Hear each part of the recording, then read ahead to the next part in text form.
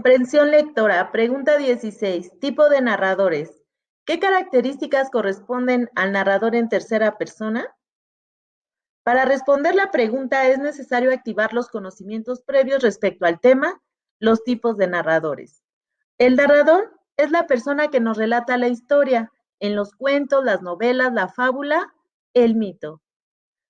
Existen dos tipos de narradores. Un narrador que está fuera de la historia, un narrador externo que nos cuenta lo que sucede. Generalmente está redactado en segunda o en tercera persona. Pero también tenemos los narradores que pueden ser los mismos personajes que desde la historia nos están contando lo que acontece. Se les llama narradores internos. Y nos narran la historia desde la primera persona, yo. Otra clasificación de los tipos de narradores es la siguiente. El narrador protagonista. La historia la puede contar uno mismo, es decir, se pueden contar en primera persona yo. En estos casos todo gira alrededor de uno mismo. Me desperté muy despacio para que no escuchara mi partida. Un narrador testigo. La historia puede ser contada en primera persona, en la que uno es personaje de la historia, sino un testigo.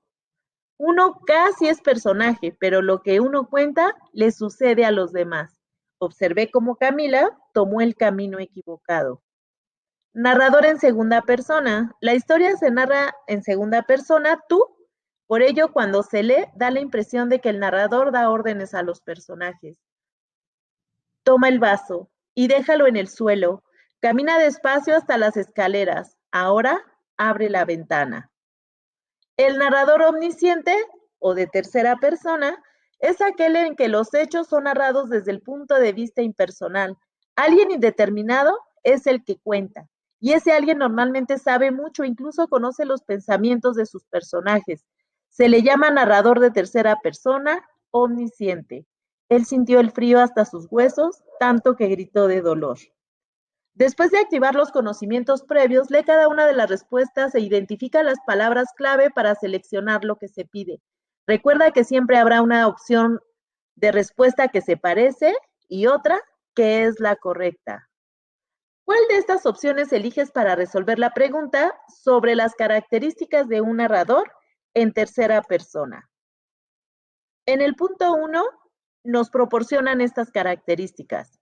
Se pone de manifiesto la presencia del autor en lo narrado. Con esta forma de enunciación se consigue atrapar con mayor fuerza la atención del receptor, aumenta su interés, pues lo que el enunciador dice tiene apariencia de algo que ha vivido, que ha experimentado de manera personal. Entonces, si el narrador está dentro de la historia, entonces estará narrado en primera persona. Número 2. Pretende conseguir que los lectores una sensación de objetividad, de veracidad en lo que se dice.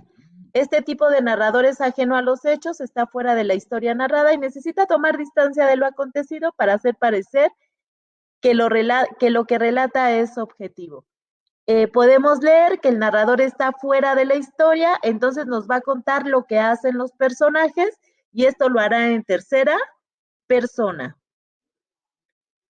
Este tipo de narrador participa en el relato, es un protagonista que narra lo que sucede, se dirige a sí mismo, habla o proyecta su intimidad hacia el lector, busca la complicidad de este dirigiéndose directamente hacia él y lo hace copartícipe del relato. Entonces tenemos un narrador interno que también dice un casi personaje y dentro de la historia nos está narrando, por lo tanto, tiene que ser un personaje en primera persona.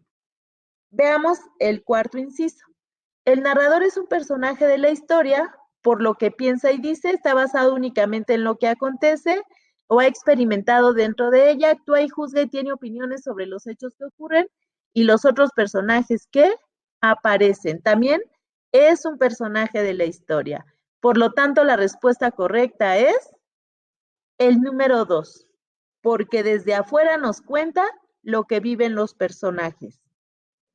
Lee historias e identifica los tipos de narradores. La conjugación de los verbos te puede ayudar a decidir si están relatados en primera, segunda o tercera persona. Gracias por tu atención.